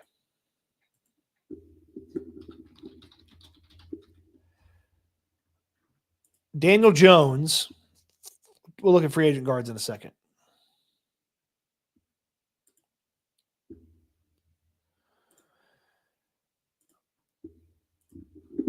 Former Vikings quarterback Daniel Jones finalized a 1-year, $14 million deal with the Indianapolis Colts, according to Adam Schefter. Jones has a chance to return to Minnesota, but now becomes a challenger to the Colts quarterback spot that is currently occupied by Anthony Richardson. So the Indianapolis Colts are going to choose between Daniel Jones and Anthony Richardson this upcoming season. That is one of the more unimpressive quarterback battles that I feel like I can ever remember. It is pretty ugly to have to choose between Anthony Richardson and Daniel Jones, especially 2 seasons after you thought that the quarterback situation was going to get solved for the Indianapolis Colts. So I'm flummoxed by what the Colts' plan here is. I don't understand what they're doing. If Anthony Richardson's not the guy, then move on from him and get someone who can be the guy. But Daniel Jones is not it. Daniel Jones is not a good quarterback. Daniel Jones has been a bad quarterback way more than he's been a good quarterback. And I'll show you this stat here from Ian Harditz, who does fantasy work for the Fantasy Life. Among 45 qualified quarterbacks in 2023 and 2024, lowest completion rate, Anthony Richardson. Fewest adjusted yards per attempt, Daniel Jones. That's 2 really bad quarterbacks. 2 really bad quarterbacks battling it out for the starting spot in Indianapolis. And I know they spent a bunch of money on their secondary. They've got some talented pieces on offense. Jonathan Taylor's awesome. I love their head coach. I feel like Shane Steichen's a really good head coach. But he can't turn that offense into something that scares anybody with Anthony Richardson and Daniel Jones. So the Colts feel like there's a chance they could be a non-factor. Not to mention, as Mason brings up, they also lost Will Fries and Ryan Kelly, starting guard and starting center. Now, to be fair, they didn't have Fries for a lot of last season. But Daniel Jones, not good. Not good. And the Colts, it might be a little step back here this year for them. Unless Anthony Richardson just clicks, flips the switch. I just don't see it, though. Never believed in guys who aren't accurate going to the NFL and having a lot of success. You just don't develop accuracy. That doesn't happen at the NFL level. You don't go and develop accuracy. And Anthony Richardson doesn't have it and isn't going to find it. Original Jay says, Stoots driving, pulled over for a second to say hello and keep up the great work. Thanks, Jay. Drive safe, man. Appreciate you for checking out the live stream. They're tanking for Arch Manning. Well, they've got enough skill position players on offense, and they've got a decent enough defense that they're not going to be really bad. I mean, they were nipping at the Texans' heels for a portion of the season 2 years ago and last year.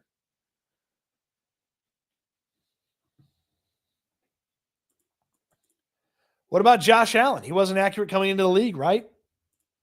I've seen Josh Allen develop accuracy. I mean, 1 in a million, I guess, right? Like, he's not, I mean, Anthony Richardson's definitely not Josh Allen. Definitely not Josh Allen. And I mean, he's tapping out of games. The rushing hasn't been anywhere close to what people thought it was going to be. Yeah, Josh Allen in Wyoming his accuracy was below 58%. He 56%, 53%, 56.3%. Got to the NFL, low 50s, right under 60, boom, jumped to 70%. So, Allen's probably the exception. Anthony Richardson doesn't look like the exception. Jamal says, I don't know, Stoots, I love it. He loves that for the Colts. I mean, they got to have somebody compete with Anthony Richardson. Got to have somebody. Josh Allen's the lone one. Anthony Richardson, not Josh Allen. I say nobody. Obviously, Josh Allen's probably the best example.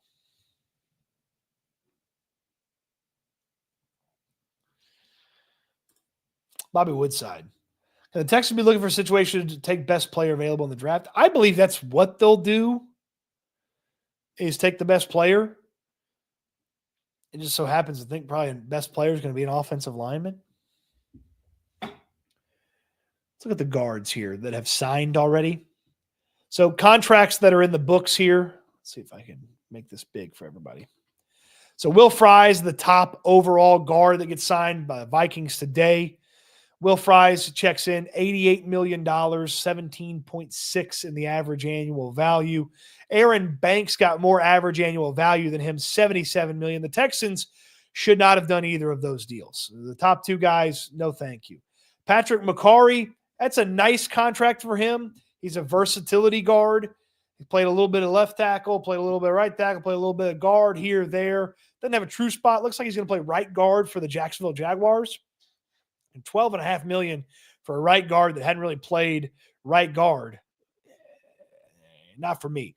James Daniels, he got $8 million a year. He's coming off of an Achilles tear, so you couldn't necessarily bet on him. Bradley Bozeman wasn't very good for the Chargers. They ended up bringing him back, though. And then, of course, Laken Tomlinson, the player for the Seattle Seahawks last year, who is now a member of the Houston Texans. I don't know why Spot Rack is doing a multiplication of those guys. Laken Tomlinson, who is the Texans' only addition at guard so far this offseason. He was very okay for the Seattle Seahawks last year. Very okay. Not great, not bad. He was bad for the Jets a couple of times in the 2 years he played for the Jets, but he's very okay. If he's very okay for the Texans, it might be enough. That might be enough, but they got to continue to add bodies. They've got to get more guards, either via the draft, sign some additional free agents, but that can't be it. Laken Tomlinson's not it, and throwing Juice Scruggs out there at guard's not it either. So Any news on where Diggs is going? So Diggs is at a slower market because he's not able to participate in legal tampering because of the way his contract worked out and the voids and all that kind of stuff. That's what Texans Cap told me. That would make sense because he seems like he's one of the more notable free agent wide receivers still left.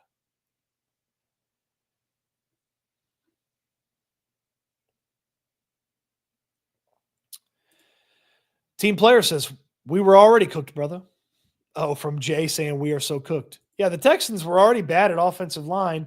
They obviously can't get worse. Like the goal is to get better. They're not going to turn into the Eagles or the Lions overnight. They're going to turn into, hopefully, a better unit working together than they were last year when it was one guy trying to be an all-pro and 4 guys trying to figure it out. That feels like the hope there for the Houston Texans. So that's what I would say. A little bit quiet day here, free agency. Let's again go over the Texans' moves so far today. Their additions so far today.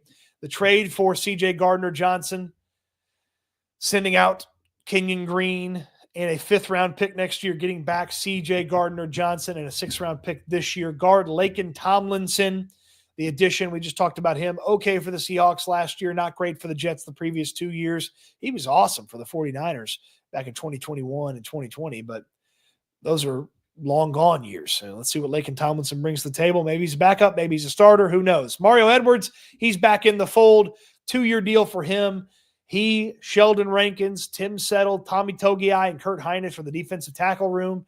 Right now, Edwards had some really nice moments for the Texans, probably the best being when he took over the New England game. It was just awesome against the New England Patriots' terrible offensive line. And then MJ Stewart gets the backup safety spot that Eric Murray vacated when he took the big deal that the Jaguars offered him. So that's the moves for today. If there's any other moves between now and 4 o'clock, you'll talk about them with us on SNL. Myself and Landry Locker from the Locker Room have that for you live at 4 o'clock. You don't want to miss out on that. Appreciate everybody for the super chats today. Appreciate everybody for the new memberships, whether you signed up or got a gifted membership. Thank you, Jesse F., for the gifted memberships as well. And I have a thought that the Bears offensive line reconstruction is going to come up with SNL.